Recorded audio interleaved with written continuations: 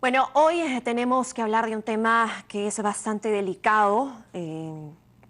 Realmente a mí me sorprendió muchísimo saber sobre este tema porque hay niñas y adolescentes, mujeres en general, pero sobre todo niñas, que tras sufrir una violación y pues realizarse un aborto, terminan siendo perseguidas por la justicia y procesadas por la justicia.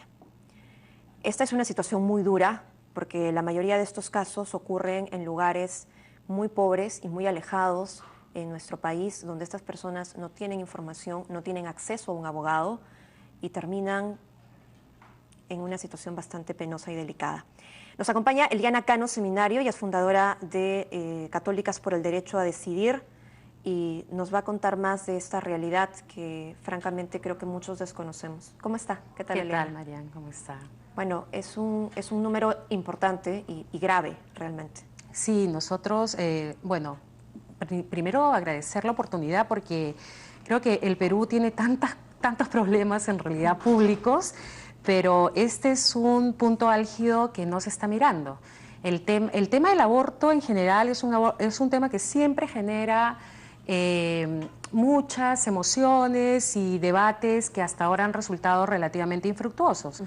Pero también en toda esta complejidad hemos dejado de ver a este grupo etario, como tú mencionas, que son las niñas y adolescentes, ¿no? Que también por circunstancias trágicas de vida tienen que asumir un embarazo, ¿no? Y no les es permitido la posibilidad de deliberar, de decidir, de informarse con su entorno familiar y plantearse también la posibilidad de interrumpir, siendo niñas, adolescentes. Entonces, eso por un lado, ¿no? Y por otro lado, aquellas que, entre comillas, deciden intentar una solicitud de aborto terapéutico, esta solicitud les es negada, ¿no? Desde el ámbito de la salud, pero también a la vez el laberinto judicial las criminaliza, ¿no? Y terminan siendo perseguidas, sentenciadas, ¿no? Claro, con una restricción de la libertad, ¿no? Pero también con sanción económica y todas las consecuencias psicológicas y emocionales que esto trae, ¿no? Entonces, como mujeres de fe, pero también como ciudadanas, nuevamente, a través de la campaña Todas Somos Marianas, queremos llamar la atención de esta problemática, ¿no? Porque consideramos que la violencia ya no solamente es individual hacia esta otra a quien yo me permito violentar, ¿no? Apropiarme de ese cuerpo y de esa decisión, sino que también como Estado estamos cometiendo un tipo de violencia estructural. Entonces nos preguntamos, el Perú va hacia el bicentenario, ¿de qué bicentenario estamos hablando? ¿No? ¿Queremos acortar brechas? ¿Queremos reducir niveles de pobreza? Bueno, esta problemática de las niñas y las adolescentes que son perseguidas, sentenciadas, flageladas, además de por el tema judicial, además de haber sido violadas y de someterse a un embarazo forzado, también es violencia. Entonces tendría que estar en nuestra agenda nacional, ¿no? ¿Qué es lo que sucede? Entiendo por estas historias que hemos conocido también, es que no tienen información de que en efecto existe el aborto terapéutico y que hay un protocolo. Entonces, pues niñitas chiquitas o adolescentes son llevadas a centros clandestinos a practicarse estos abortos y cuando ya la situación es insalvable, las llevan a los hospitales. Y los médicos tienen la obligación de reportar. Totalmente. Eso es cierto. Sí, eso es cierto. Inmediatamente sí. llega la policía y la fiscalía y levanta una acta y empieza el proceso, ¿no? Ahí cuando la niña está en cama. Exacto, ¿no? Incluso muchas de ellas, según la investigación que viene haciendo Ojo Público y la República, además con data del Estado, data del Ministerio de Salud y del Ministerio Público, muchas de ellas son entrevistadas cuando están en camilla. Entrevista policial, ¿no? Entonces, sumado a que de por sí están afrontando una situación difícil y además también tenemos que sincerar, muchos embarazos en etapas tempranas son producto de una violación sexual. O sea, es probable que algunas, ¿no? Por códigos culturales o por tantas cosas, decidan de pronto entrar en una relación sexual o un inicio sexual con un par, pero muchos de los embarazos son producto de relaciones de abuso de poder. Y eso es lo que no se está hablando. El incesto, el tío, el padre, el padrastro, el primo, o sea, están en el entorno. Con esto no quiero satanizar, entre comillas, a aquel hombre que es malo, no, porque hay hombres muy respetuosos y hay hombres muy responsables, pero lamentablemente muchas de estas niñas, como tú bien decías, no tienen información, no tienen acceso a servicios. En el colegio no se habla de esto, porque además tenemos grandes resistencias, porque el enfoque de igualdad de género no se incorpora en la escuela. Entonces, pasas 10 horas del día en la escuela, ¿de qué hablas? Solamente de comunicación, de lógica, de matemáticas. Digo, también hay que hablar sobre estos temas que atraviesan tu cotidiano. De pronto, incluso conversar de estas cosas en la escuela de una manera formal te podrían estar salvando de una situación de violación, bien llevadas, me dejo entender. Entonces allí también creo que el llamado es desde un análisis integral, pero también miremos integralmente qué está pasando con la política pública, con el marco legal. Y claro, como tú bien decías, llegan al centro de salud y allí también llega el tema judicial y son entrevistadas cuando están en esta situación complicada de tener que decir que efectivamente vienen con un aborto incompleto. Muchas de ellas no quieren hablar y, como tú bien decías, muchas de ellas tampoco saben qué les está pasando. Así es.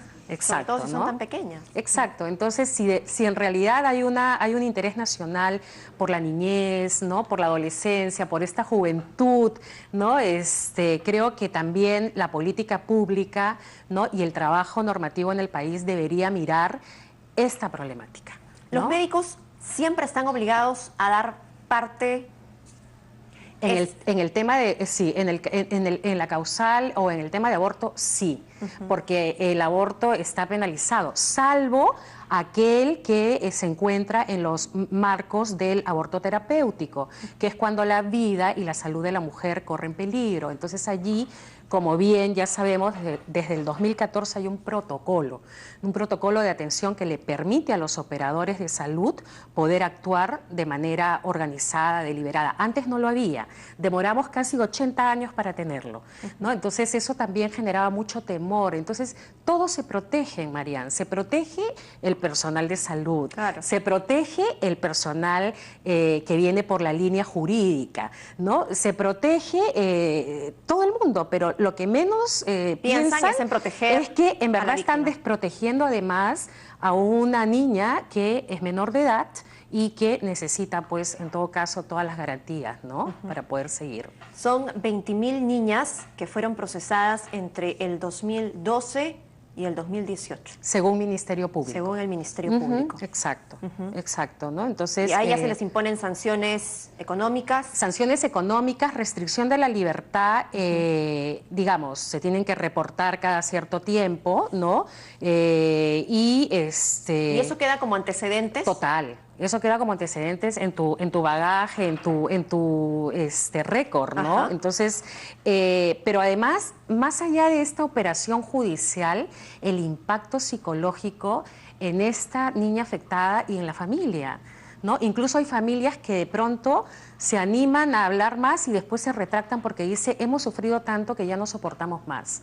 ¿Quién piensa también en las consecuencias psicológicas? Eso está vinculado también a la deserción escolar, ¿no? Entonces también, digamos, si nos ponemos frente a un análisis integral, afecta muchas variables. Entonces, me violan sexualmente, me obligan, ¿no?, a continuar con un embarazo, no me dan información para saber qué decidir, o sea, porque finalmente, de repente, bueno, pues quieres continuar con el curso del embarazo, aunque de pronto no prospere, pero es tu decisión, pero informada, con consentimiento. Yo creo que lo peor que nos puede pasar a los seres humanos es que el sistema nos niegue información. Es como cuando te vas a hacer una cirugía de cualquier tipo, tú pides información, porque lo que más miedo tienes es de morirte. Claro. ¿no? Y además piensas en el post y cómo voy a quedar después de esto.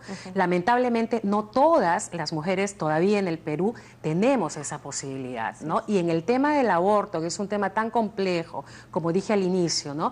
Que genera grandes debates, donde la sociedad se divide entre los buenos y los malos. Ojo, o sea, aquí estamos con una problemática, se está criminalizando, se está persiguiendo a las niñas, adolescentes que han sido víctimas de violencia sexual y que han tenido que afrontar un embarazo forzado. Claro. Eso no lo estamos viendo, ¿no? Entonces también creo que aquí un llamado al sector correspondiente, que es Ministerio de Salud, al sector Educación, Ministerio de la Mujer al también. Ministerio de la Mujer, ¿no?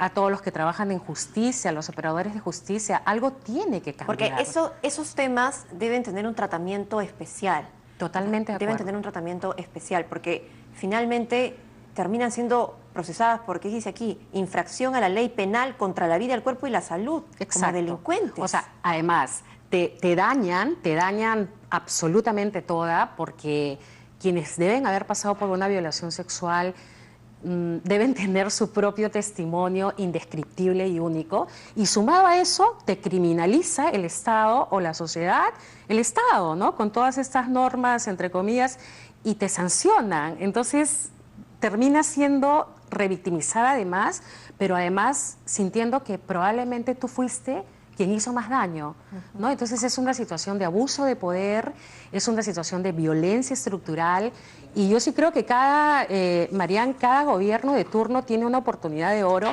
para revertir esta situación, ¿no? Yo no creo que solamente sea falta de voluntad, a veces también falta de información, y creo que el Ministerio Público y en este caso la prensa ha hecho un trabajo interesante, porque te decía hace un minuto que de esto no se hablaba antes. Sí. O sea, se quedaba básicamente, ¿estás a favor o estás en contra? Ese es un falso dilema. En realidad es un problema de salud pública que acarrea otras problemáticas, y esta es una de ellas. Hay que hablar con información, hay que hablar con datos, y los datos están ahí y están ahí para todos. y son para todos. Muchas exacto. gracias por estar aquí, Eliana Cano. Gracias a ti. Y esperamos que se pueda poner la atención que merece este Sí. tema. Nosotros hacemos una pausa y regresamos con más información.